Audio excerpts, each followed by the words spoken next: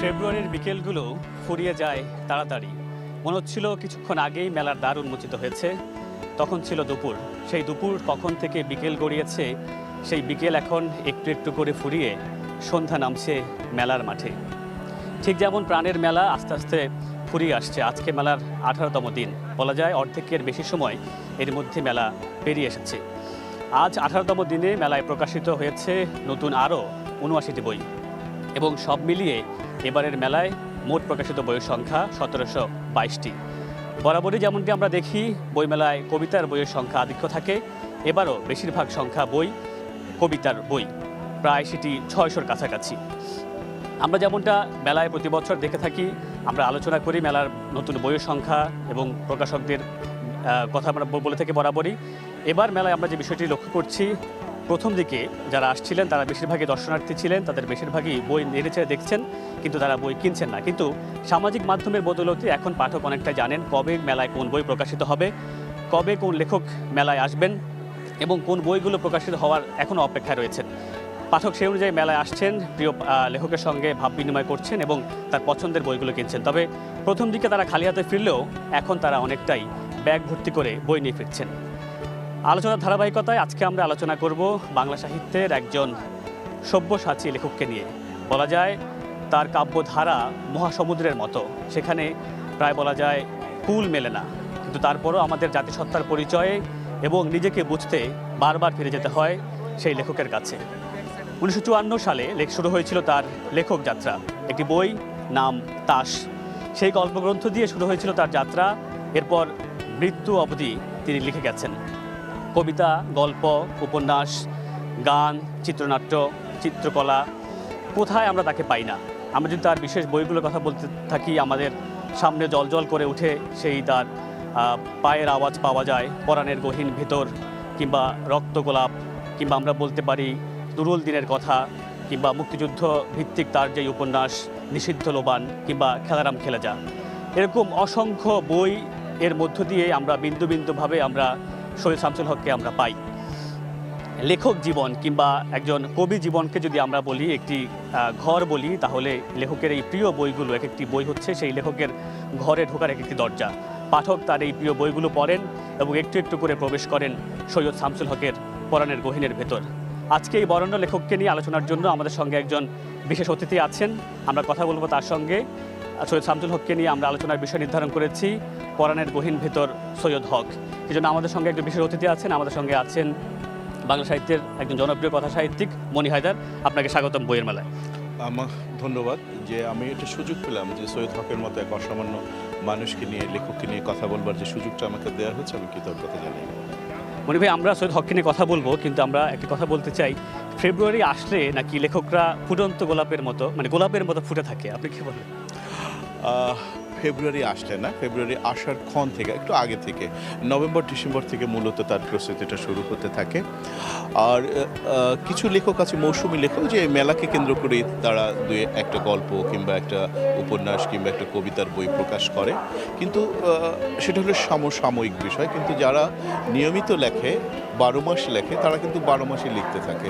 তো সুতরাং এর পরিপ্রেক্ষিত দুই রকমের। যারা নতুন করে একটা উপন্যাস লেখে তাদের একটা ব্যাপার, আর যারা 12 মাস লেখে তাদের জন্য আরেকটা ব্যাপার। তো সুতরাং আমি 12 মাসে ফুটে থাকি। হ্যাঁ, বইমেলায় একটু রঙিন হয়ে উঠি, কারণ এই বইমেলাটা হচ্ছে রঙিন, রক্তাক্ত। আমি কিন্তু আমাদের বর্ণমালাগুলোকে কখনো কালো দেখি না, আমি রক্তাক্ত দেখি। তার কারণ এই বর্ণমালাগুলোর অধিকার প্রতিষ্ঠিত করেছি আমরা জীবনের বিনিময়ে। অনেকগুলো জীবন 1952 সালে পাকিস্তান চেয়েছিল যে যেন আমরা বাংলা ভাষায় কথা না বলি। হ্যাঁ, আরও বেদনাদায়ক হচ্ছে এই দেশের কিছু মানুষ যুক্ত হয়েছিল যে উর্দু সমর্থন করেছিল, বলেছিল যে ভাষায়, ল্যাটিন ভাষায় বাংলা লেখা হবে, এরকম একটা কথাও বলেছিল। কেউ বলেছিল আরবি ভাষায় বাংলা লেখার কথাও বলেছিল। কি দুরাচার, কি দুর্ভাগ্য যে মাটিতে জন্ম নিয়েছে, যে মাটিতে বেড়ে উঠেছে, যে মাটিতে দাঁড়িয়ে আছে, যে মাটির আলোয় বেড়ে উঠেছে, সেই মাটির ভাষাকে আমরা অস্বীকার করবো। হ্যাঁ, কিন্তু তাদের সংখ্যা হয়তো কম, কিন্তু ছিল, এটা অস্বীকার করবার উপায় নেই। তো যাই হোক, আমি বাংলা ভাষাকে দেখি রক্তের মতো রঙিন এবং শোকার্ত, একই সঙ্গে উজ্জ্বল। তো সেই ভাষার মাসে একজন লেখক হিসেবে বাংলা ভাষার এর যে অনুভব, এর যে অনুভূতি, এর যে অনুরণন অতুলনীয়। পৃথিবীর কোনো কিছুর সঙ্গে এর তুলনা হবে না বস। আমরা যদি আলোচনায় আসি, আমাদের সব্যসাচী লেখক সৈয়দ শামসুল হক, আপনার কাছে যদি আমি জানতে চাই, আপনার পরাণের গহীনের ভেতর সৈয়দ শামসুল হক কেমন করে থাকেন? পরাণের গহীনে প্রিয় মানুষ, প্রিয় স্মৃতি, প্রিয় আদ্যাক্ষর, প্রিয় বর্ণমালা, প্রিয় লেখা যেভাবে থাকে, সৈয়দ শামসুল হক প্রতিনিয়ত আমার সঙ্গে, আমাদের সঙ্গে এইভাবে আছেন। আমরা বলতে পারবো পরবর্তী প্রজন্মের কাছে কিংবা এই প্রজন্মের কাছে যে আমরা বেঁচেছিলাম সৈয়দ শামসুল হকের সময়, যখন সৈয়দ শামসুল হক দুর্দণ্ড প্রতাপে লিখছেন, রাজত্ব করেছেন বাংলা সাহিত্যের উপর, এবং তিনি রাজা, he was the king of literature of Bengali. আমাদের সাহিত্যের কোন জায়গায় তিনি স্পর্শ রাখেননি? এই যে 40 খণ্ড তার বই বেরিয়েছে, 40টি খণ্ড ঐতিহ্য থেকে, ভাবা যায় তিনি কতটা লিখেছিলেন। এবং আমি এসেছি ঢাকায় 1900 এসছে যেভাবে, ঠিক আমি হক ভাইয়ের সঙ্গে আমার একটা মিল পাই। হক ভাই এসছে রংপুর থেকে, কুড়িগ্রাম থেকে, আমি এসেছি পিরোজপুর থেকে। উনি এসেছেন ট্রেনে বা বাসে, আমি এসেছি লঞ্চযোগে ঢাকায়। উনি এসেছিলেন লেখক হওয়ার জন্যে। এবং মজার ব্যাপার হচ্ছে ওনার বাবা কিন্তু এটা পাঠিয়েছিলেন, সৈয়দ সিদ্দিক হোসেন। ওনার বাবা কিন্তু হোমিওপ্যাথিক ডাক্তার ছিলেন, খুব আধুনিক ছিলেন। এবং সেই সময় তিনি তার পুত্রের জন্যে পুরনো ঢাকায়, যে এখন সোহরাওয়ার্দী কলেজ, তার সামনেই কিন্তু জায়গা রেখে দিয়েছিল যে আমার পুত্র এখানে থাকবে, এখানে যেন কোনো সমস্যা না হয়, সে লেখালেখি করবে। সেই সময় প্রায় 100 বছর আগে, ভাবা যায় এরকম বাবাও ছিল, আছে, হয়তো তার সংখ্যা খুব কম। আর সেই সৈয়দ শামসুল হকের যে লেখার ভেতর থেকে, পরাণের গহীন ভেতরে, নুরুল দিনের সারা জীবন, আমরা যদি আমাদের মুক্তিযুদ্ধকে ধারণ করি এবং এই ইতিহাস এবং এই ভৌগোলিক চেতনাকে ধারণ করি, তাহলে একটা অসামান্য উপন্যাস বৃষ্টি ও বিদ্রোহীগণ। কেউ যদি মনোযোগ দিয়ে বৃষ্টি ও বিদ্রোহীগণ উপন্যাসটা পড়ে, একটু বড় উপন্যাস এবং একটু ইতিহাসের নানা রকমের তথ্য উপাত্ত সংযুক্ত আছে, তো খুব মসৃণভাবে পড়া যায় না, কিন্তু একটু মনোযোগ দিয়ে পড়লে বৃষ্টি ও বিদ্রোহী উপন্যাসটা যদি কেউ পড়ে, তাহলে সে তার বাংলাদেশের মনোজাগতিক এবং একই সঙ্গে ভৌগোলিক এবং সাংস্কৃতিক এবং রাজনৈতিক যে বিবর্তন, ইতিহাস এবং স্বাধীন বাংলাদেশ হওয়ার যে পরিপ্রেক্ষিত, একদম অসাধারণভাবে সেটা লেখা আছে, তুলে ধরা আছে। আসলে তিনি তো ওই সময়ের সঙ্গেই ছিলেন। এবং একই সঙ্গে বলতে হয় যে আনোয়ারা সৈয়দ হক, যে তারা দুজনে স্বামী স্ত্রী হিসেবেই শুধু ছিলেন না, দুজনে একে অপরের পরিপূরক হিসেবে ছিলেন। এবং হক ভাইয়ের পেছনে শামসুল হক হয়ে ওঠার ক্ষেত্রে আনোয়ারা সৈয়দ হকের একটা গুরুত্বপূর্ণ ভূমিকা আছে। আমাদের দুর্ভাগ্য যে আমরা সেই ব্যাপারটা দেখি না। আমাদের দেশে বিভাজন করা হয় যে আনোয়ারা সৈয়দ হক শামসুল হকের ওয়াইফ, এই কারণে তিনি বিকশিত। এটা খুব অন্যায়।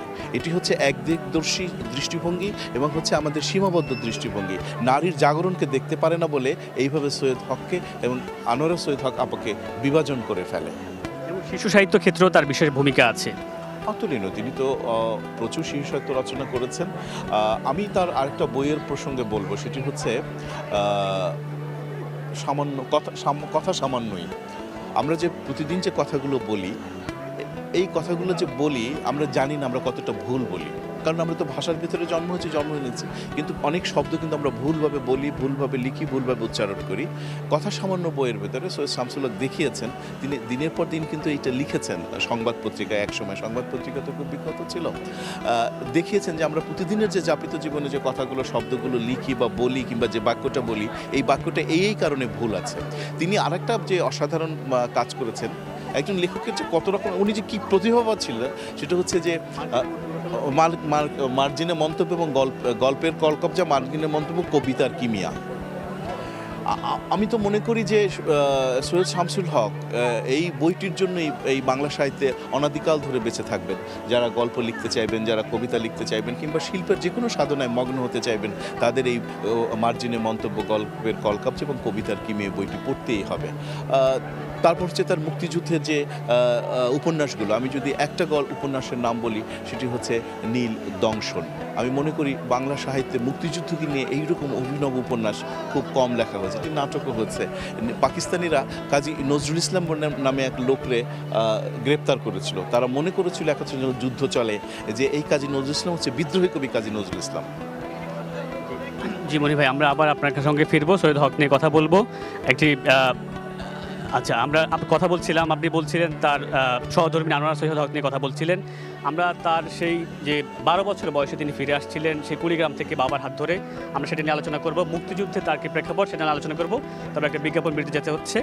দর্শক, একটি বিজ্ঞাপন বিরতির পর আবারও ফিরবো প্রাণের মেলার মাঠে।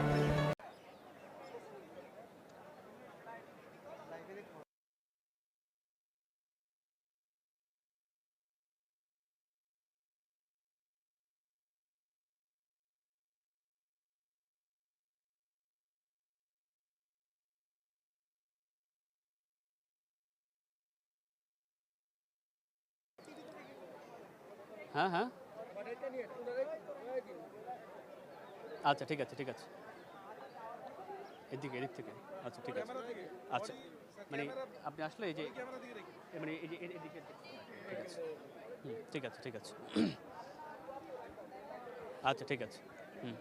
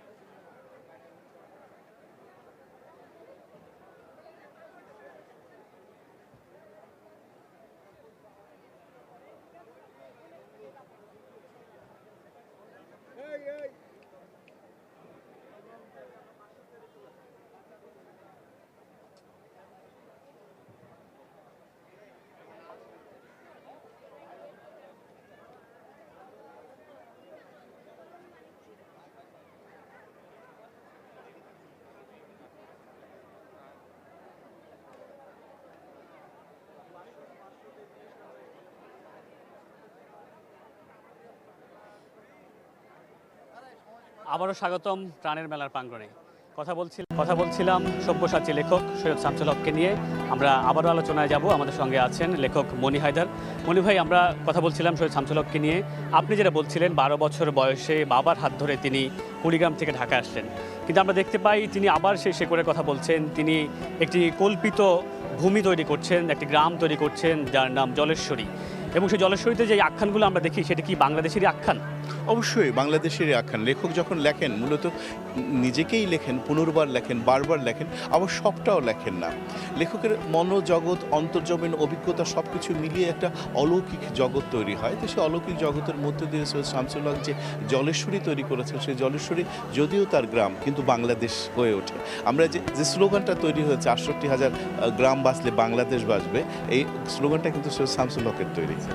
হ্যাঁ, তো সৈয়দ শামসুল হক আমাদের চিন্তায়, চেতনায়, মননকে সব ধারণ করেই তিনি তার উপন্যাস এবং গল্প রচনা করেছেন। কেমন?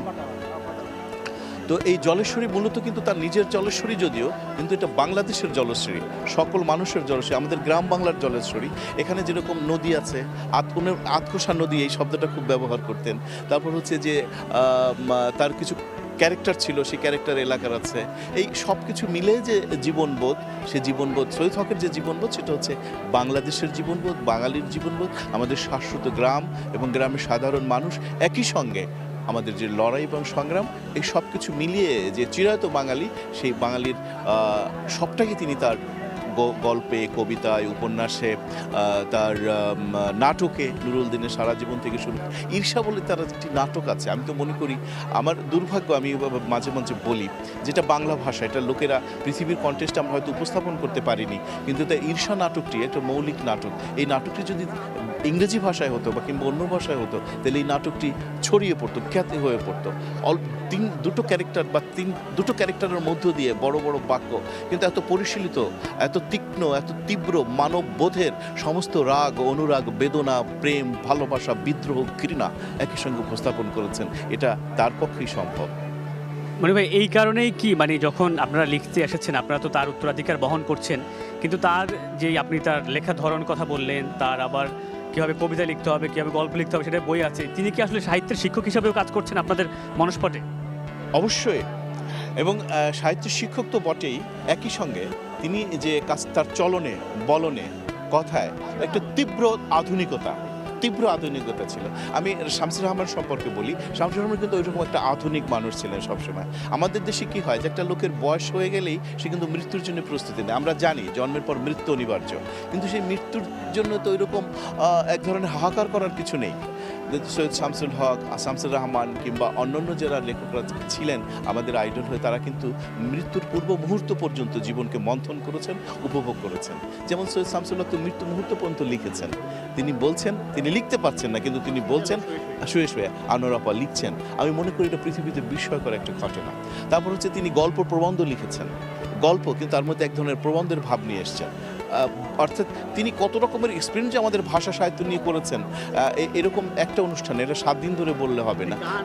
গান করেছেন। আচ্ছা, আমি আরেকটা বলি যে খেলারাম খেলে যে তার যে উপন্যাসটি, এটা নিয়ে বাংলাদেশের নাবালক পাঠকদের, আমি একটি প্রশ্নটা করি, খেলারাম খেলে যা ধরে করি, এই উপন্যাসটা তার বলা হয় সবচেয়ে জনপ্রিয় উপন্যাস, এবং এটি নিয়ে তার সময়কালে যে লেখকরা তারাও সমালোচনা করেছেন, এটিকে চটি বলে অনেকেই সমালোচনা করেছেন।